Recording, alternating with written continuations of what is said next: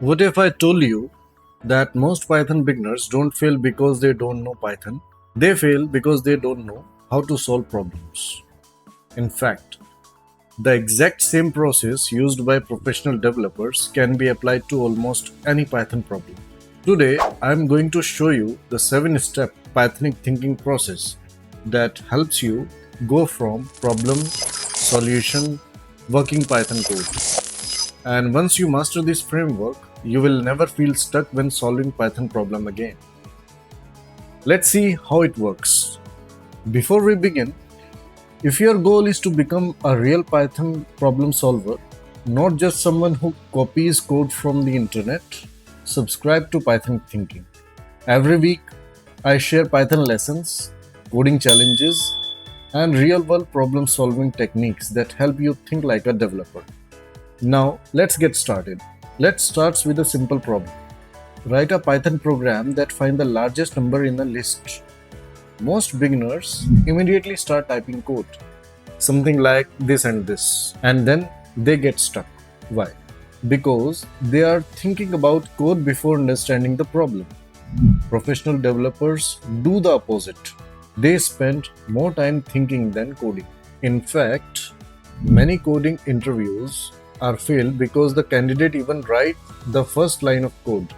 Today, I'll show you the exact process professionals use.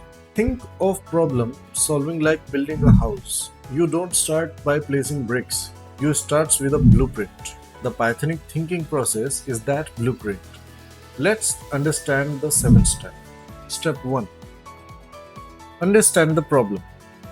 What exactly am I being asked to do? Find the largest number in a list, not sort the list, not calculate the average, only find the largest number. Many bugs happen because developers misunderstand requirements. Step 2. Identify input and output. What goes in, what comes out. Input is a list and output is the value. Once input and output are clear, half problem is solved. Step 3. Break into smaller steps. Large problems are scary, small problems are manageable. Step 4. Write the algorithm. An algorithm is simply a plan. Plain English first, code later. Example. Step 5. Convert to Python code. Only now do we start coding? This is where beginners usually start. Professionals start here after completing step. Test your solution. Never assume your code work. Test it. Different inputs, different scenarios, edge cases. Step 7. Improve and optimize. This is how good programmers become great programmers. Now let's use the framework on a real problem. Write a Python program to find the largest number in a list. Here you can see that there is a list and what we need to find out. Now let's start with the step 1. Understanding the problem. Before writing any code, just ask yourself that what is the goal? What should the program return? Are there any special cases? In our example, we just need to find the largest number in a list. We do not need to sort the list, find the average, or find the smallest number. Only find the largest number. In step 2, identify the input and output. Now step 3, break the problems into smaller steps. Let's write them. Take first value, compare it with other values, update the largest number, and display the answer. Now the step 4 is to write the algorithm, in which we are assuming the first element is the largest, then we traverse through the list, then we are comparing each number with the largest, and if there is a larger number, then it will update, and then it print the largest number.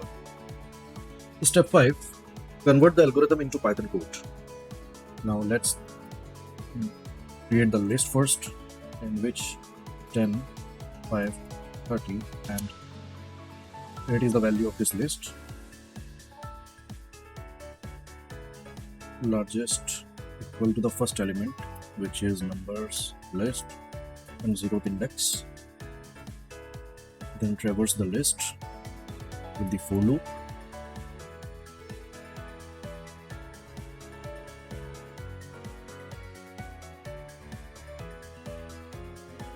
Then comparing the value, if num is greater than largest, then largest equal to num. Then print the result. Print the largest number. Now press Shift Enter to run the code. Our code works. Now if you check other list, just simply copy paste this from here. Now Shift Enter. See the output.